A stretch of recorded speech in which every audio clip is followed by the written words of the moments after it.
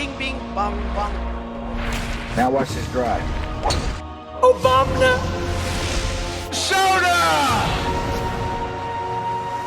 If you had to choose to be one type of bender, what would you be? Water. Earth easily. What do you mean water? Earth is objectively the best. What makes Earth objectively the best? You just saying that it's objectively the best doesn't make it objectively the best. Earthbenders can bend metal and lava. You can build stuff instantly out of the ground. It has the most utility. First of all, you're assuming that earth bending automatically grants you metal and magma bending. It doesn't. Second of all, what utility does building stuff out of the ground really have? You're telling me you want to live in a house literally made out of fucking dirt? Why water then? What's the point in that? Water benders can turn water into ice, heal people, and blood bend. You just did the same thing. You can't assume you'd be a healer or a bloodbender. If I could be one type of bender, I'd be the Avatar. That's not what I was asking. You asked if you could be one type of bender. Obviously, I didn't mean you could choose to be the Avatar. That defeats the whole point of the question. Well, I'd be the Avatar. Let's get this tier list started. Yay! Finally. Okay, let's do it. All right, off rip, we've got Iroh. Damn, already? That's an automatic S. There really is no question about it. Arguably the best character in the show, unarguably a solid S tier. The ending of Tales from Ba Sing Se made me A cry. truly amazing character. Next is Aang. He's a bald child with tattoos. What's not to love? All right, hot take. I don't think Aang is S tier. Explain. I think Aang is too unrealistically perfect. Go on. Of course, he goes through low points, but he's always the one saving the day. He's the main guy, but this causes him to lack many flaws that would give him depth besides just being immature sometimes. I think you're underestimating the effect that Aang's immaturity had on the story. Part of what makes Aang such an appealing character is watching him grow up faster than any kid should have to in order to save the world. In order for Aang to accomplish what he did, he had to start out as a very capable character for the story to make any sense in the first place. Trust me, I love Aang, but is he on Iroh's level? You could say the same thing about Iroh. Man never makes mistakes. That's not true. It took a lifetime of experience and the death of his son to become who he is. Aang was a part of so many iconic moments, though. Again, I'm not discounting that. Where do you think Aang should go then? A tier, definitely. I just don't think he breaks into S. Still a good character, though. I guess I can agree with that. Okay, this bitch definitely gets the award for most unhinged. She's a psychopath, but she's got some pretty cool moments. Yeah, the drill was a fire episode. Don't forget the last Agni Kai. Let's be fair though, gentlemen. She was insane, and then she failed. B tier at best. Yeah, I'll Put go her B. up there. This motherfucker was a dude's dude. For real. It's a shame this isn't a list of best cartoon dads. He'd be an S tier for sure. Yeah, but stacked up against the rest of the cast, he doesn't have as many moments. You're right, if only because he didn't get as much screen time. It kind of seemed like the script completely forgot about him after the Boiling Rock. I still think it's a solid B tier. Agreed. The Cabbage Guy? Oh my God, put this motherfucker in F. That was the dumbest recurring joke in the show. What?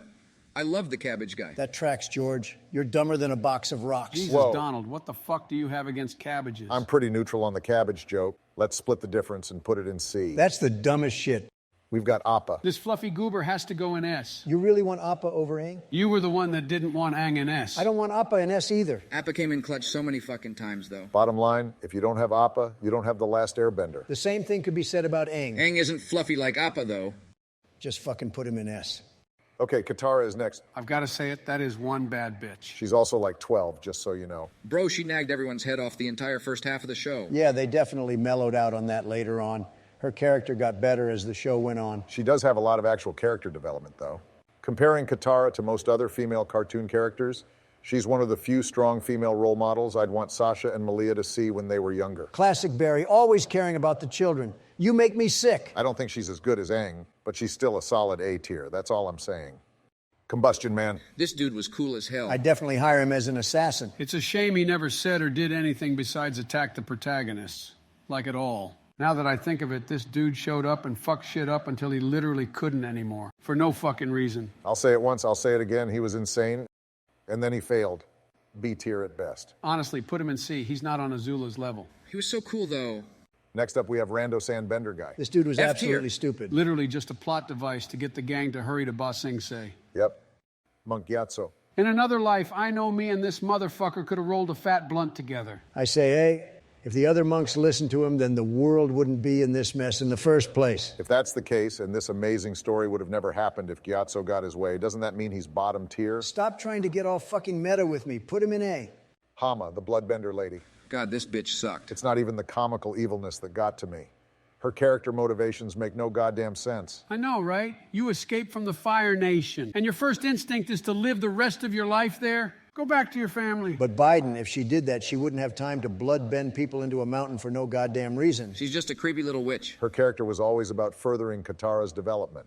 Since the puppet master was such a slapper, she's saved from F tier. Zhong Zhong. Zhong Zhong the deserter? More like Zhong Zhong the mid-character. Hey, come on, man. He was cool that one time, I guess. It's an easy lock for C tier. What about May? Everybody loves a goth girl. Still underage, just so you know. She's really got nothing going for her besides being goth. She betrayed Azula in the Boiling Rock. Plus, she's got some funny moments. That plus the goth keeps her out of F. Next. It's jet time, baby. Oh my God, this dude sucked. Be right back. Gonna go kill this town of innocents for no reason. George, stop. This isn't Iraq. There wasn't a single point in the show where I gave a modicum of a shit about Jet. I'm just being honest. He was crazy, and now he's dead. All right, we've got June. Swear to God, no cap. I'd bark for her. She is not underage. How about that? The superior goth girl, easily. She also played a pretty important role in the story when she helped the gang find Iroh during Sozin's comet. I'm feeling a light to mid-B. Yes, Sounds about please. right? Okay, this is a pretty big one. It's Toph. Shout out to Toph for being the only character in the show to have a last name. I think Toph deserves S tier. She's iconic as fuck. She has a brash and rough exterior that contrasts a lovable interior. She's always coming in clutch when it's needed most. She's the founder of metal bending.